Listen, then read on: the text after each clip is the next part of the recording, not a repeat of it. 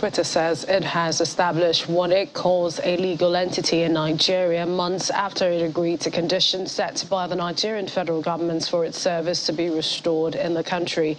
The federal government suspended the microblogging site June last year following a tweet by the president referencing the civil war was deleted. The government accused the company of taking sides. However, 7 months after the ban was lifted, when Twitter agreed to various conditions, one of which was that it registers in Nigeria before the month of March this year. According to the BBC, a Twitter representative confirms the company now has legal presence in Nigeria, but did not state when this had happened. But joining me now to talk more about this is an IT and cybersecurity expert, Adedoyin Adedeji. He joins us from Lagos. Thank you for joining us on the program.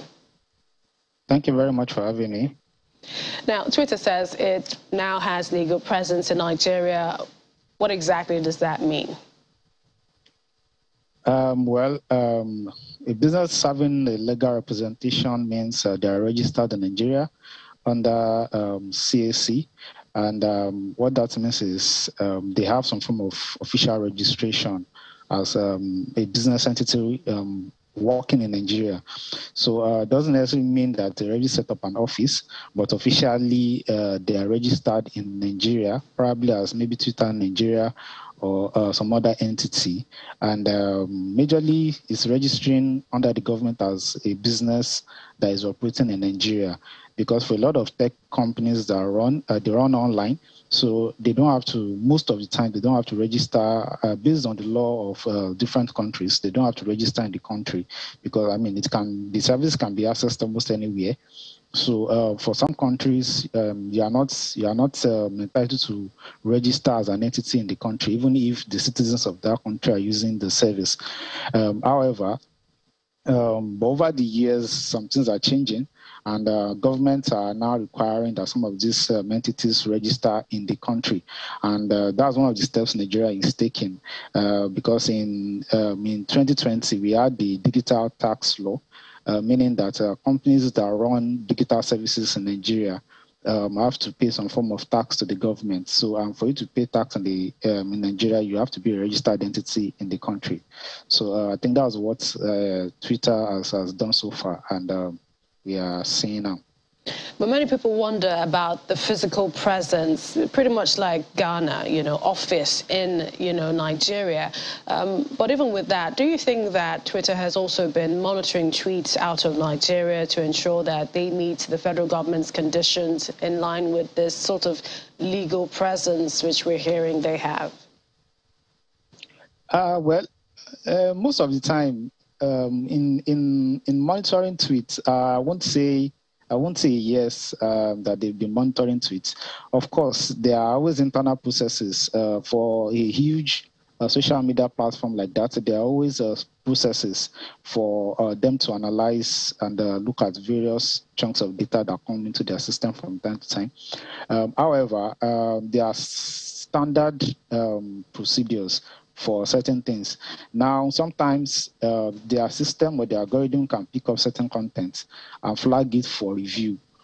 Sometimes some of these contents can be reported to Twitter that look at this content. Some of these contents can be flagged by regular other Twitter users that this content is inappropriate, and it goes through the Twitter's internal content management platform to see if it's something they would allow or they would remove, or they'll put some form of notice on it that maybe this information is inaccurate or is not correct or something. So I won't entirely say the monitor because, I mean, there are billions of tweets that, millions of tweets that go out every time.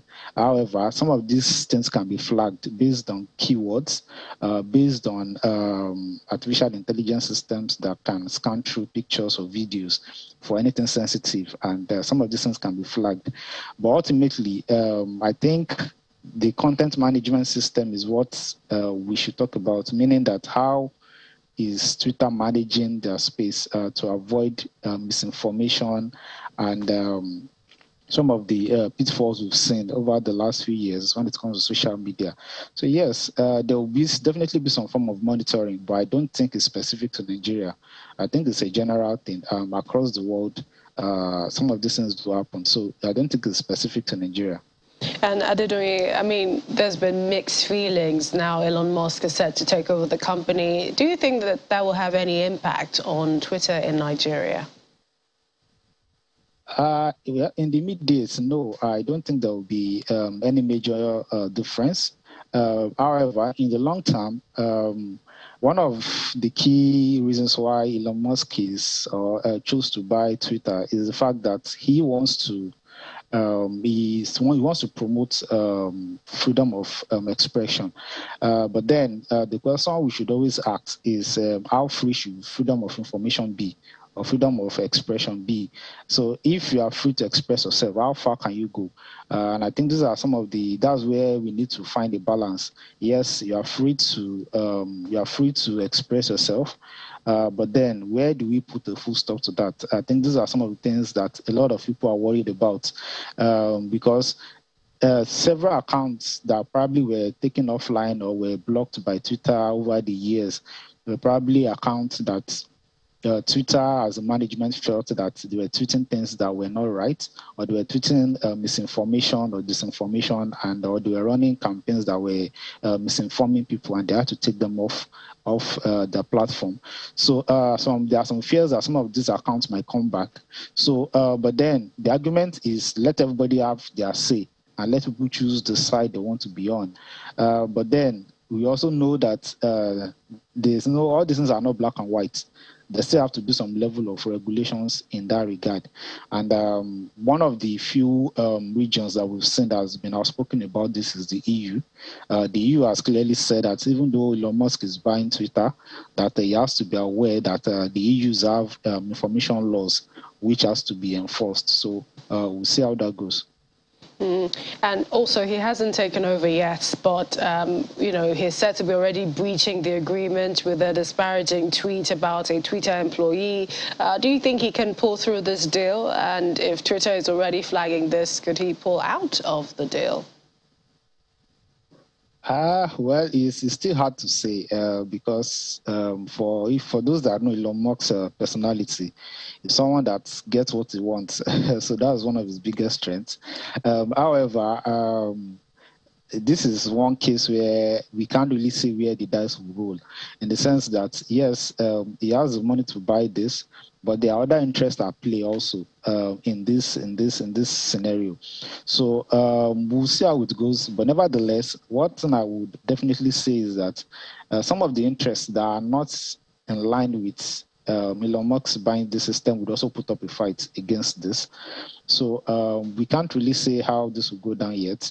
And his own actions, his own management style also is also a threat to the deal.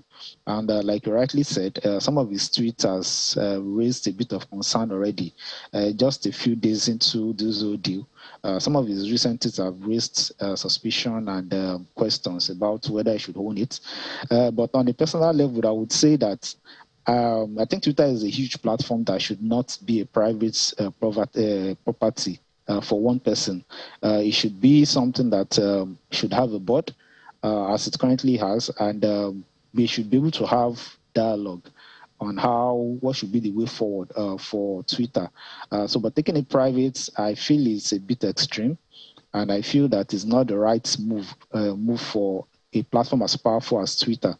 So hopefully there will be a middle ground. Even if he buys it, I feel that there might need to be some check and balances that would have to be put in place to avoid a case where he has the overriding decision over everything that happens in Twitter. So I truly believe that there will be some form of management in place that can help make decisions alongside with Elon Musk. All right, IT and cybersecurity expert Adedoye Adedeji, many thanks for joining us on the program. Thank you very much for having me.